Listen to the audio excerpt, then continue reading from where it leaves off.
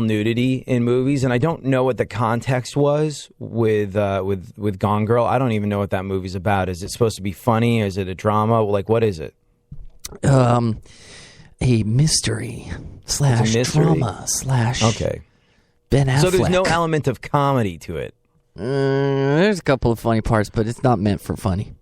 See, I've noticed that the instances of male nudity, of full frontal male genitalia out nudity, has increased over the last 5 or 10 years, and I think the reason for that is like when a famous female is going to get naked on camera, it's like, oh, this is it. You've been dreaming of seeing the goods for so long. It's going to be fantastically wonderful, and people look forward to it for that reason. When a guy gets naked, we don't look as good without our kid on, so to speak. And when a guy gets naked, it's hilarious 9 times out of 10. Like, did you ever seen what is it? Forgetting Sarah Marshall, with that guy that used to be in How I Met Your Mother? What's his name? He's really funny. Yeah. Jason something or other. Jason Segel, is that his name? Yeah.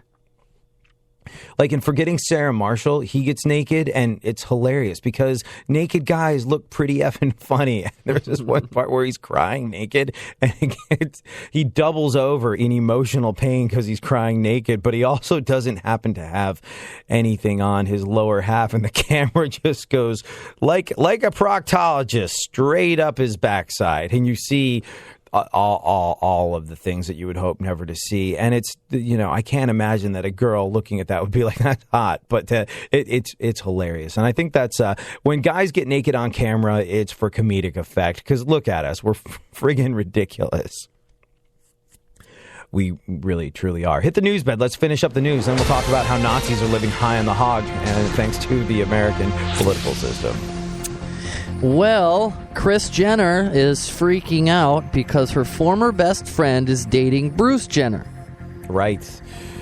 Her and Bruce Jenner are officially on the outs. There is no question they are getting a divorce. They're no longer together. And now Kris Jenner is all freaked out because do you know who it is? Do you know who this woman is? She's freaking out. Who's this former? Well, it says former best friend here. And I would imagine only former best friend because she's dating Bruce Jenner, but I don't know. I would imagine she feels totally betrayed, mostly because her best friend never told her that she's a lesbian, which you would have to be because... have you seen the recent pictures of Bruce Jenner?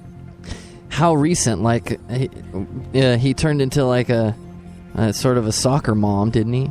Yeah, no, a soccer mom. It's just like his transition. And we don't know. He hasn't sort of like said anything official about whether he's transitioning or not, but his transition into a woman seems to be one where he's trying to look like a suburban mom that would drive a space wagon. And there's nothing wrong with that. Look, the guy clearly just felt like he wasn't able to fully express himself for a very long time. He probably had problems coming to terms with it, and as long as he's not hurting anyone, whose business is it but his? Answer, nobody's. But the version of a woman that he's gone for seems to be the type that would wear sort of like mom jeans. He's got long hair, matching kind of boring earrings, high-waisted pants, like a flannel shirt like a mom that had raised 3 kids and given up on life would wear. It's just like, it's kind of a weird female look that he's going for. I wonder what her former best friend looks like.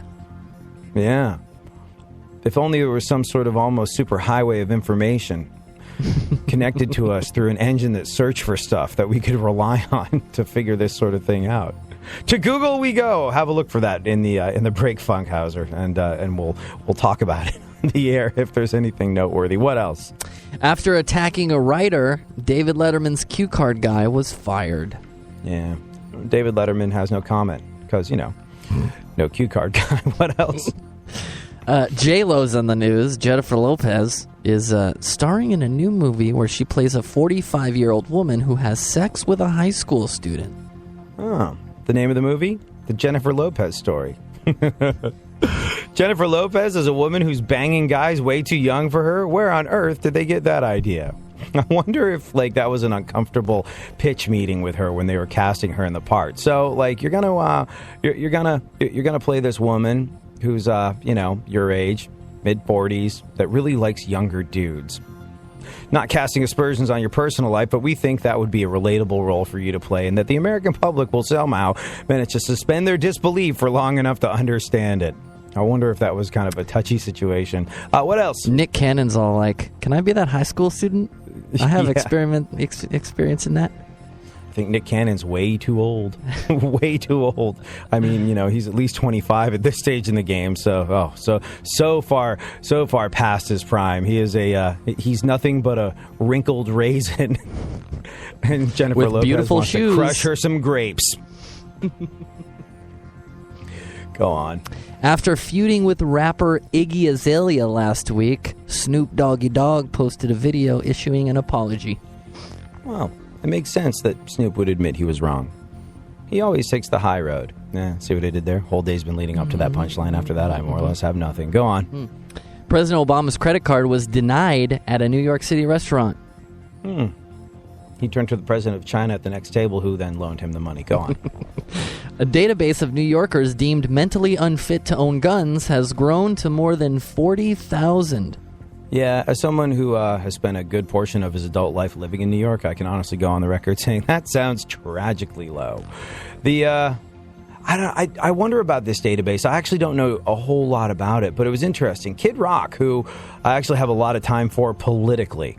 Like, have you ever seen him when he gets on CNN and talks politics and talked about that? Like, he's great. It's weird because he endorsed Obama in the first election, didn't like the job that Obama did, and then in the second election where Obama was in the running, he endorsed Mitt Romney. And he was like, hey, I crossed the political fence, and it doesn't mean that I hate people that vote differently than me. It's not that big a deal, but this is who I feel would do a better job. When that guy's the voice of reason, we're in trouble. But he is the voice of reason, and he's the one who is advocating. He's a gun guy, but he's advocating the registry of people that were mentally unfit to own guns. One with Jimmy Page to discuss why the acoustic guitar really was the foundation behind many of Led Zeppelin's albums. It was guitar driven. It was guitar driven. I think that's quite apparent throughout all of this. When we're revisiting and listening to this stuff, and quite surprising for a lot of people. It was also the first 4 albums were written on acoustic. You can hear the acoustic with Babe, I'm Gonna Leave You. I mean, that's very radical compared to what anybody else was doing around that sort of time. But it's acoustic, and there's acoustic on Ramble On, etc. On the second album. Third album, it's the same guitar that I'm writing it on. It gets really played a lot on the third album, and it's the same guitar that plays Stairway. So you can see the acoustic guitar was quite the bed underneath this, although it's still 6 strings, and my various approaches to the electric guitar were still shown within the writing process and what was presented to the band, and this is what we're doing, Keep listening to iHeartRadio for more Jimmy Page and all your favorite artists. iHeartRadio goes one-on-one with Fitz in the Tantrums to find out what their success means to them. Our entire experience of being together has been a dream come true. A lot of bands don't get this opportunity. So every day we sit in gratitude, because we could still be singing at the Hotel Cafe. You know what I mean? So we feel very fortunate. We hope that we inspire other artists that are on the come up to do the same thing, to never say no, to work, to not giving up. Yeah, not getting out of line and just, holding it down for themselves and their love for their craft. Keep listening to iHeartRadio for more Fitz in the Tantrums and all your favorite artists. Delivering fascinating subjects, interesting talk, and boobs and fart jokes. AD on iHeartRadio. Yeah, let's go. Talking that mess, better act like you know. Let's go tonight. Walk away, punk, yeah, bitch. That's right, I know this. You're nothing but a punk, bitch. You're nothing but a punk, bitch. So walk away, yeah. All right, Funkhauser, let's wrap up the news and then talk about how Nazis have been living high on the hog in America, thanks to the way our political system is structured. This is a big old oops. How did it happen? We're not entirely sure, but we're going to delve into it. But what else has been going on in the world? Well, a British woman was shocked when she believed she'd gotten a text from her dead grandmother. Yeah.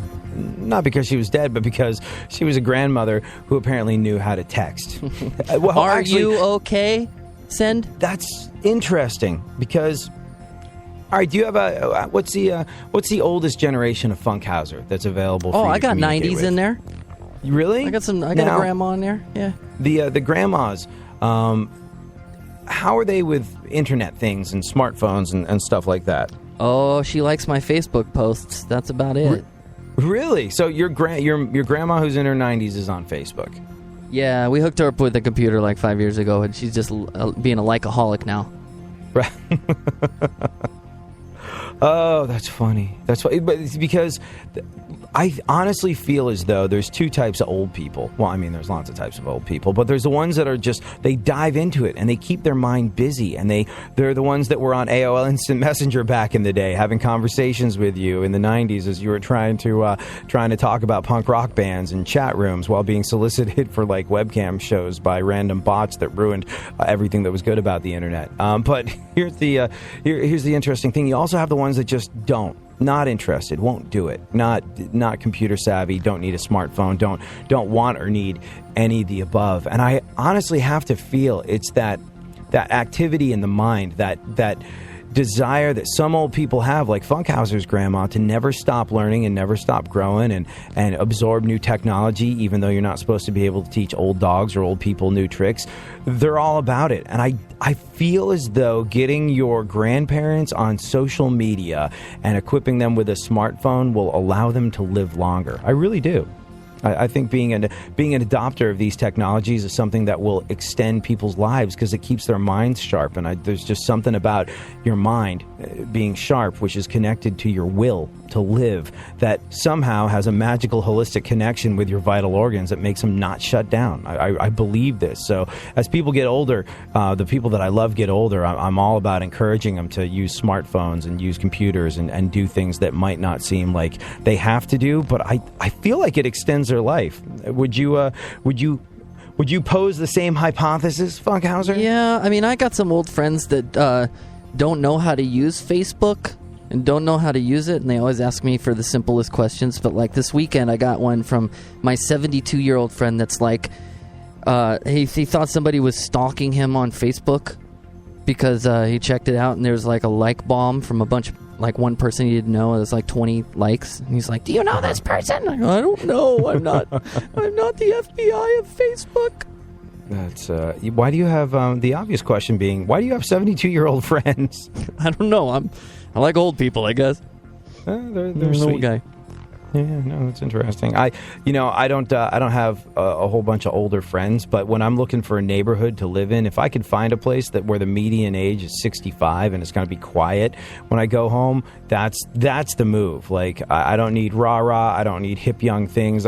Like, I remember some neighborhoods that people recently suggested I live in when I was looking for a new place, and they're like, "Oh, you got to check out this part of town." And I went there and I was like, huh. Do they think I'm a 22-year-old with a huge desire to have herpes? I want nothing to do with this. It's loud. It's rah-rah. These kids are walking around half naked all the time. No, that's my professional life. I do that for a job. When I come home, I want to be like, "Yes, Mr. and Mrs. Rabinowitz, I will walk your dog for you again. Absolutely. Yeah, I'll be over to warm up your milk and get you your prune juice so everything goes well with the end of your day as well." That's what I want to live next door to. Yep. I do. So I understand the desire to hang out with and know older people for sure. What else? Amazon will open its first store in Manhattan. Yeah, don't worry though. Even though it's a retail store, a brick and mortar store, as they say, you don't have to worry. All the things that you love about Amazon will still be there. Your purchase will still be buried in bubble wrap and handed to you in a box 19 sizes too big for it. Go on. Russia is number 1. And America is number 5 on a list of the world's most educated countries. Russia's more educated than us? You got to be Putin me on. Nah. Russia's number 1 in education, and America is number 5 in education. Sorry, but I have a tough time believing Russia's ahead of us by 2 spots. Numero uno. Wait for it. There it is. You did get that one, I got right? it. That wasn't too I subtle. had a calculator. I'm a stupid American, and it's not okay. President Obama, he's in the news. Finish us off. Take us home, Funkhauser. President Obama is appointing Joe Biden's